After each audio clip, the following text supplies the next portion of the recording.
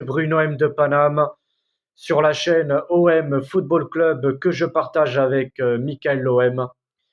Alors là, ce soir, on a eu peur, mais on a réussi à prendre les 3 points à domicile au Vélodrome face à notre magnifique public. Le Vélodrome qui était encore une fois plein, avec les supporters qui ont mis encore une fois le feu. Bravo à tous nos supporters qui étaient présents au stade pour mettre l'ambiance comme d'habitude. L'OM qui s'est imposé 2 buts à 1. Une victoire, on va dire quand même un peu, enfin une victoire compliquée. L'OM qui a joué dans la même tactique habituelle, le 3-4-2, le 3-4-2-1 ou 3-4-3, enfin à peu près. Donc Paul Lopez toujours dans les buts, ça change pas. Sur le peu qu'il a pu faire, enfin qu'il a fait, bah il a quand même été efficace. En toute fin de match, en toute fin de temps additionnel, il nous a quand même sorti une énorme parade. On a eu le droit au retour de Chancel Mbemba ce soir qui a été titulaire en défense centrale avec Kolasinac et Samuel Gigot. Les latéraux c'était Issa Kaboré avec Jonathan Klaus et le milieu de terrain c'était Rongier Verretou, le duo habituel, et en attaque Vitinha avant-centre accompagné de Under et de Sanchez derrière lui. Les 15 premières minutes, bah, on a dominé. Auxerre n'a pas vu le jour lors des 15 premières minutes du match. On n'arrêtait pas de pousser, on a eu pas mal d'occasions, mais malheureusement on n'a pas su bien les concrétiser. Il manquait la finition devant, on n'était pas assez efficace et malheureusement à un moment en première mi-temps on a payé le manque d'efficacité devant. À la 33e minute sur un corner d'Auxerre qui a été repoussé par Paul Lopez et par derrière Touré reprend le ballon et fait une magnifique frappe et ouvre le score à la 33e minute. Il n'y a rien à dire, le but il était magnifique. Donc sur la seule et unique occasion de Auxerre qui a tiré qu'une seule fois en première mi-temps, et ben ça a suffi pour les Auxerrois de mener 1-0 à la première mi-temps. Auxerre qui a mis le bus du début à la fin du match. Auxerre qui a joué avec une défense à 5. Donc ça a été compliqué de faire craquer le mur auxerrois. Donc à la pause, on était mené 1-0.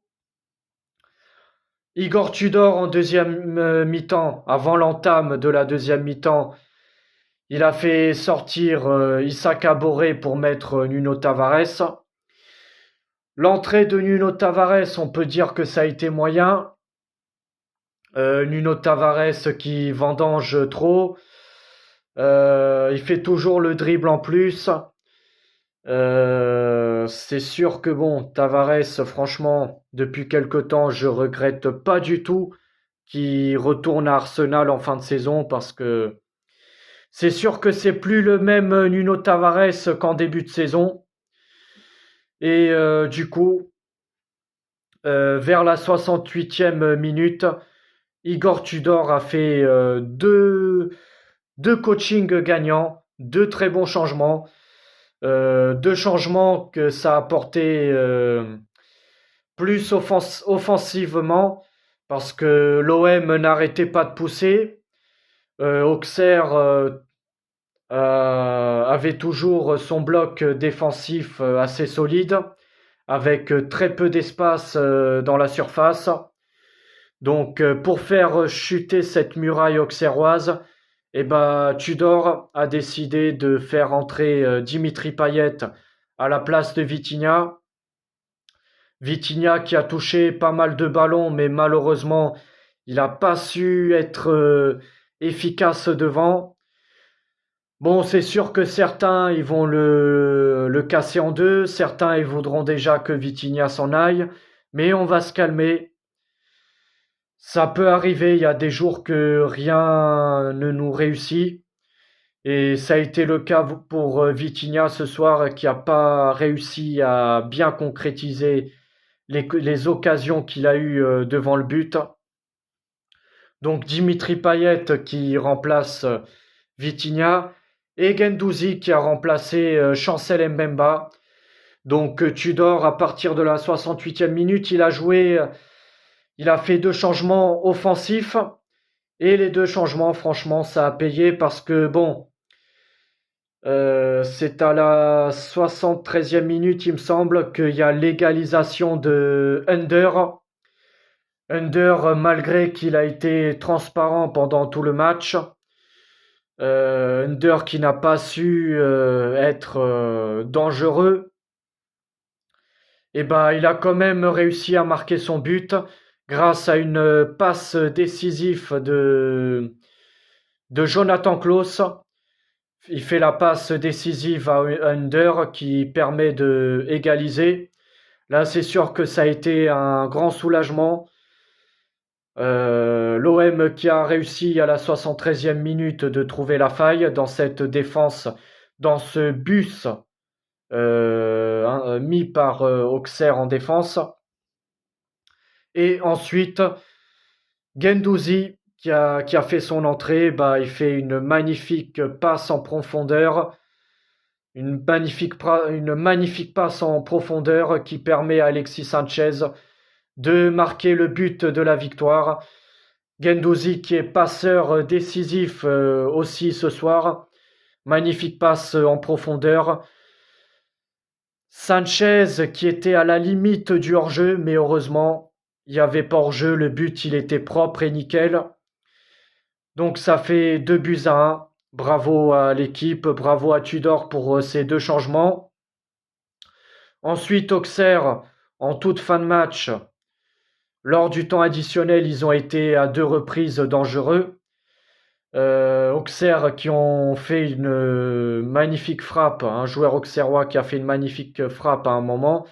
Heureusement que Paul Lopez réalise un magnifique arrêt.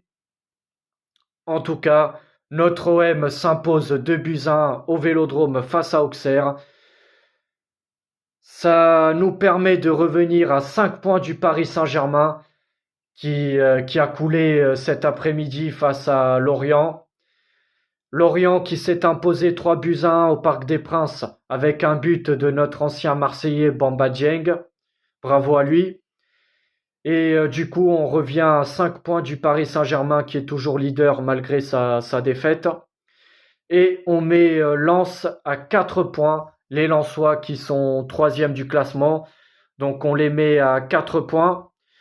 En tout cas, il faudra espérer une défaite des Lensois à Toulouse mardi soir pour conforter notre 2e place. En tout cas, bravo à nos joueurs, bravo Tudor et allez l'OM. Il faut rien lâcher jusqu'en fin de saison.